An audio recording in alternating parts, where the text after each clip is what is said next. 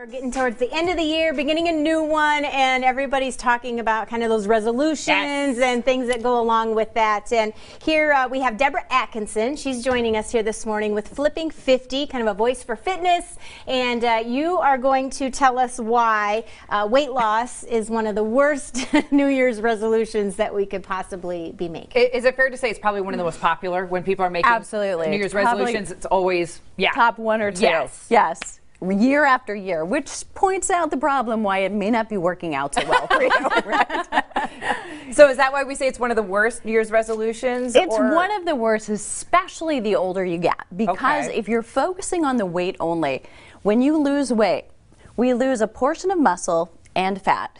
If you ever regain, that happen to anybody ever, it's 100% fat.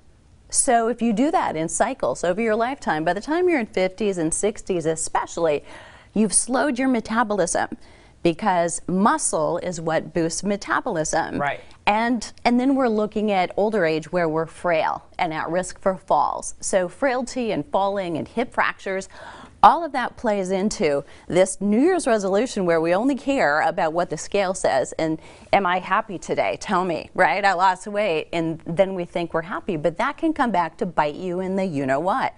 And you brought a scale in today to kind of make that reference point that a lot of people just look at a number, and it's not always about a number, even though we're talking most specifically this morning about women that are 50 plus.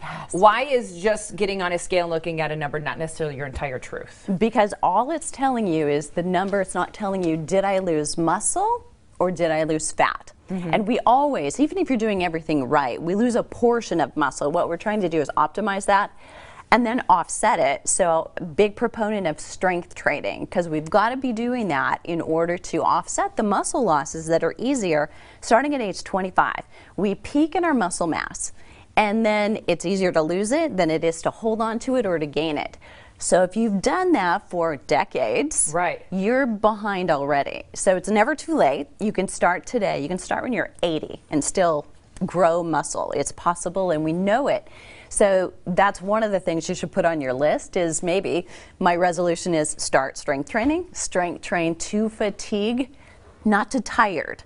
And that means at the end of every set, you're reaching muscular fatigue. It's getting hard to lift that last one. So we've got to put down the pink dumbbells, you know, those really light ones. And we've got to get to a little bit of effort to hold on to lean muscle mass. And then we maintain our metabolism. As we age, we offset all of that slowing down that we accept as typical, or we have until this point.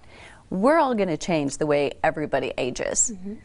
I like the idea of, instead of just saying I'm going to improve physically or I'm going to lose weight in the new year, make it more specific. Like say I will start strength training, or I'm going to try something new that's going to be better for myself. That might be more obtainable. But let's talk about how everything we've kind of learned up to this point, especially for women, especially maybe if we're getting to be older women, is kind of a lie in our culture. Why do you say that? Well, here's why. So recently we've discovered that 39%, and just 39%, of all exercise research features females.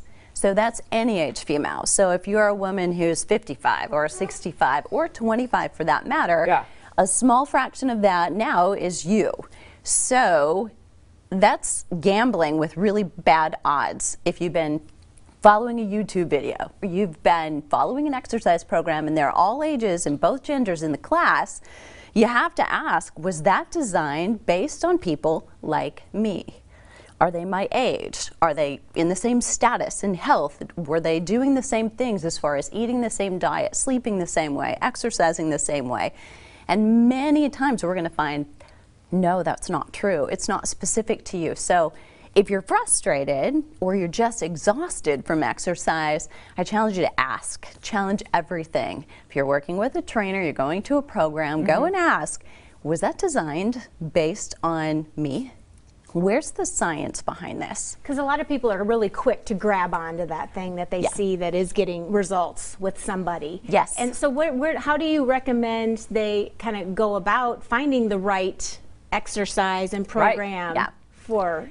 Well, I guarantee you, somebody who's using science for you is talking about it. This is specifically for you. And then do that. Go and challenge. If you're working with a trainer, go and challenge. So the program that you've got for me, what science are you using? Because even guidelines, books that trained people for certification. I taught at Iowa State for 15 years, and even the studies that go into books that create the guidelines and position statements, that's based on a large pool of people, not necessarily just your gender and your age and stage in life.